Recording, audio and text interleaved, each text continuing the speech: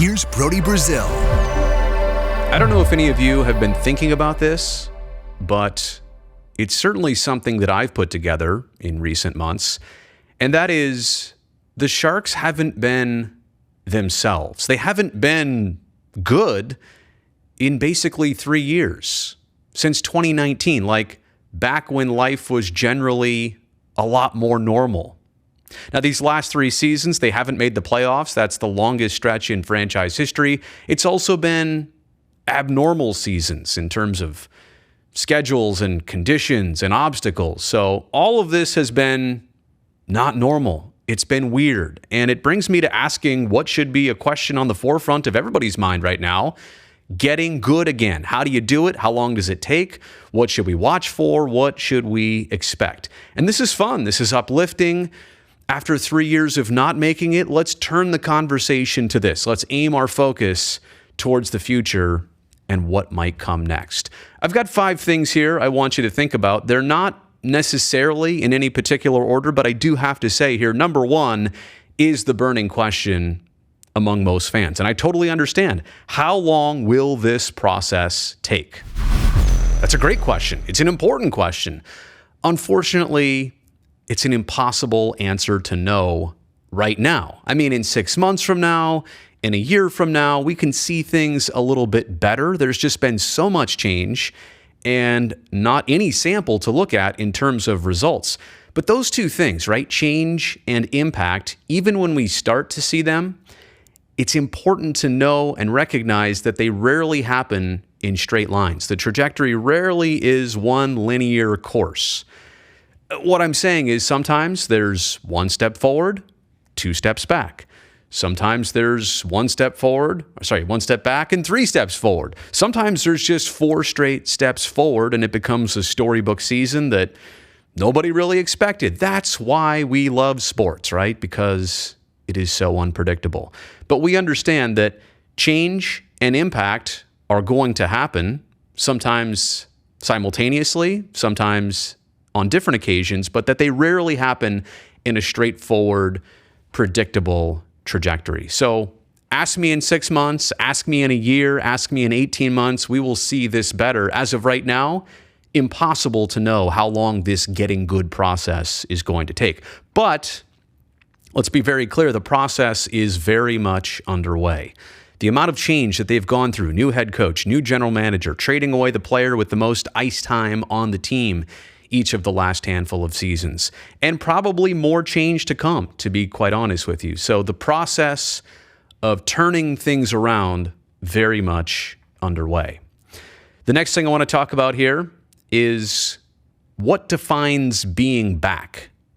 Like we talk about getting good again. Well, what is good? It is a different definition to everybody. Some people think the only way the Sharks will get back to things is if they're fighting for a Stanley Cup final and a Stanley Cup every single season. But the bar is different for everybody. What are expectations? I think looking at the previous decade, like most of the 2010s, it was the Sharks team and franchise that no matter the players and the different clubs and head coaches, they were always likely to qualify for the playoffs, right? They were a contender.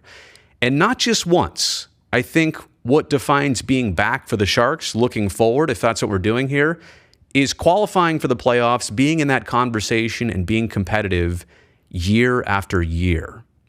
Let's all make this very understood and very clear.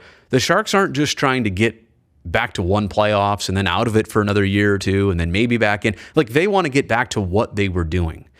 And that is halfway through every season, understanding that, yeah, we are lining up to be a playoff team and we're going to punch our ticket. We're going to give ourselves a chance. Because I think after watching season after season of the NHL, you know, it's quite clear you make the playoffs and anything can happen in that second season. Sometimes a pedestrian regular season like the Sharks had in 2015-16. It led to going all the way to the 4th and final round. Nobody really expected that in that regular season that they would be playing the Penguins for the Stanley Cup, but it happened. So my point is, just be competitive, punch your ticket, get to that second season. I think that's what defines being back for this franchise. So here's another question. How different are the Sharks? I mean, like right now, September into early October 2022, as opposed to when they played their last game, late April of this calendar year. The answer is, in some ways, they're very different. In other ways, they're kind of similar. Yeah, and let's talk about the players on the ice. You look at the roster, and it's not finalized yet, but there is still a veteran core, a group here that will carry over from the old ways of last season to what's ahead here and beyond. I mean, it's hard to initially say this is going to be totally different when there's a lot of still the same group doing the heavy lifting out there on the ice. At the same respect, what's very different about the Sharks are the hockey decision makers, the front office, the coaching staff, and a lot of things even beyond that. So when you talk about what's different and what's the same, yeah, the names and faces on the ice, you're going to recognize a lot of those players, but at the same point, how things work under the hood of this car is going to be a lot different now, and that obviously will play out in more apparent fashions down the road. But I also want to point out this. The Sharks are different on the ice in this way, this season as opposed to last season.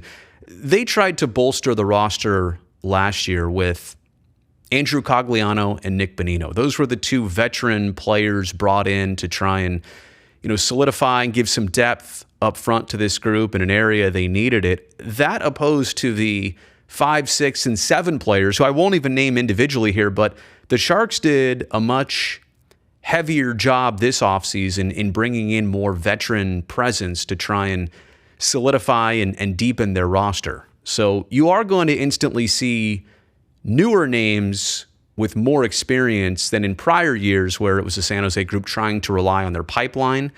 I do think that is the difference you're going to see player-wise with the Sharks. But again, overall, more than 50% of this roster is going to be similar to how they ended last year.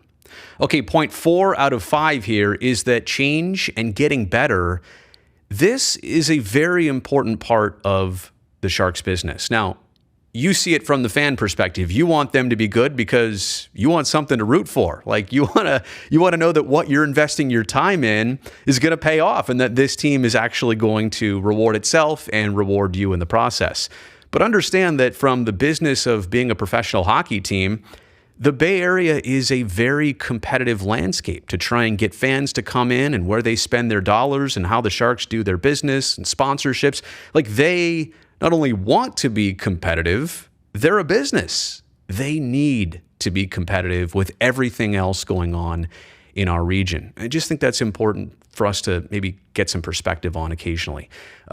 They, along with the league and along with a lot of other businesses and people, they already had losses that they're still trying to recover from with 2020 and struggles on the ice 2020, 21, and 22. Right? So they're trying to bounce back, not only as a hockey team, but obviously also as a business. And I will say this, perception only sees the hockey wins here. From the fan perspective, the Sharks could do everything right as a business, and they have been. Look what they've done for the Barracuda, brand new building, improvements to SAP Center, new scoreboard, new jerseys, all this cool stuff. Those are all the business side of things. Those are wins after win after win after win. But ultimately, what's really going to pay off the most is getting good again as a hockey team. And fair or not, right? Like they can do all the right things, but what's only really going to pay off the most is can you win on the ice? Can you be competitive and successful year after year? Okay, 5th and final point here. Like what comes right now and what comes next? Essentially, what should we be watching here for in this process?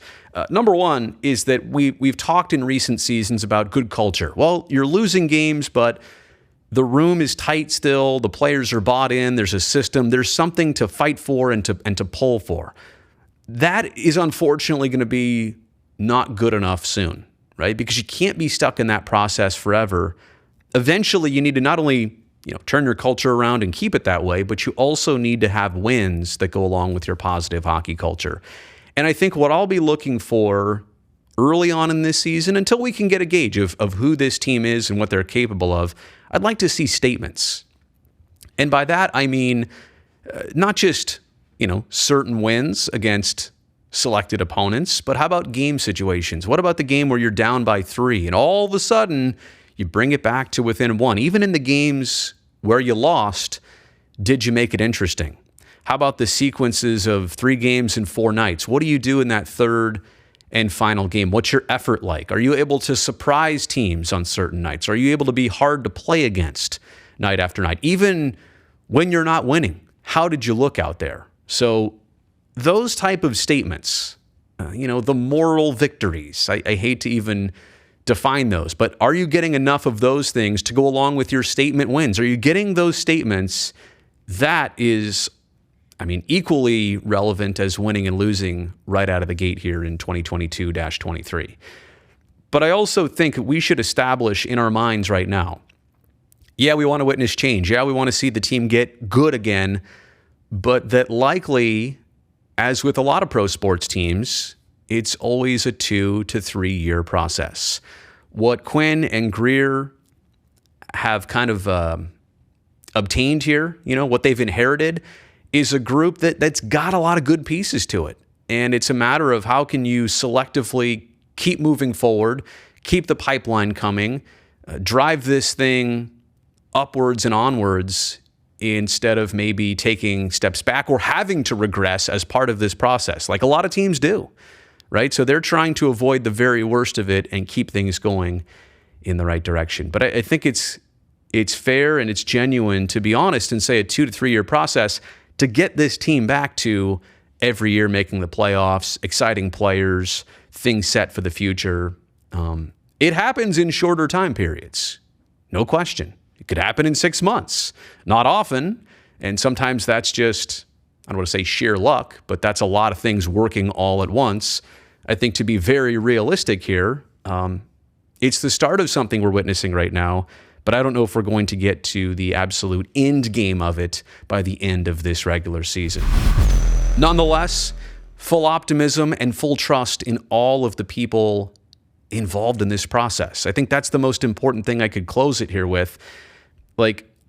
You can trust that this franchise is poised to do the right thing. They're poised to make the right decisions. They're not going to settle for the way things have been going, which, again, longest stretch in history, in franchise history, without making a postseason. They are extremely motivated to get good again, just like you want them to be.